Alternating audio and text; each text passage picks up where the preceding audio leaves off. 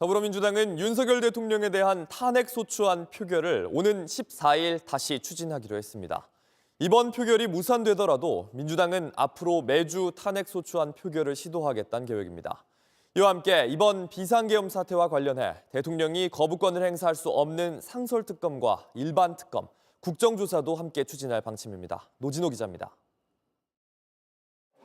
더불어민주당은 오는 14일 토요일 윤석열 대통령에 대한 두 번째 탄핵소추안을 표결에 붙입니다. 이를 위해 12일 국회 본회의에 탄핵소추안을 재보고할 예정입니다. 민주당은 이번에도 가결이 안 되면 매주 표결을 시도하겠다는 뜻도 밝혔습니다.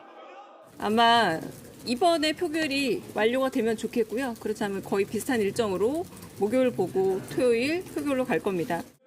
비상계엄 사태에 대한 일반 특검법도 오늘 발의할 예정입니다. 앞서 민주당이 발의한 비상계엄 사태 관련 상설특검법을 보강하는 내용을 담을 것으로 보입니다. 지난 6일 민주당은 이미 이번 비상계엄을 내란 행위로 보고 이에 대한 수사를 요구하는 상설특검 요구안을 발의했습니다.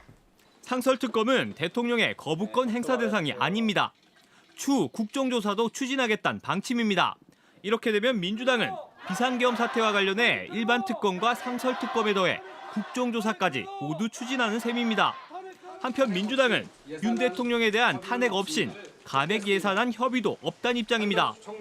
민주당은 반헌법적인 정부가 아닌 정상적인 정부와 예산안 협의를 추진할 것입니다. 따라서 대통령 탄핵 없이 예산안 협의는 없습니다.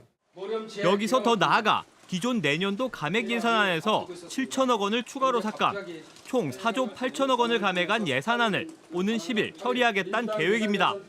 진성준 민주당 정책위의장은 대통령 직무정지 등을 얘기하고 있어 대통령실 사업비를 추가 삭감할 수 있겠다고 판단했다고 설명했습니다.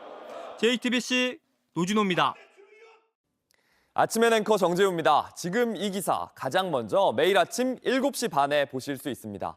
JTBC 뉴스 채널을 구독해 아침엔과 하루를 시작하세요.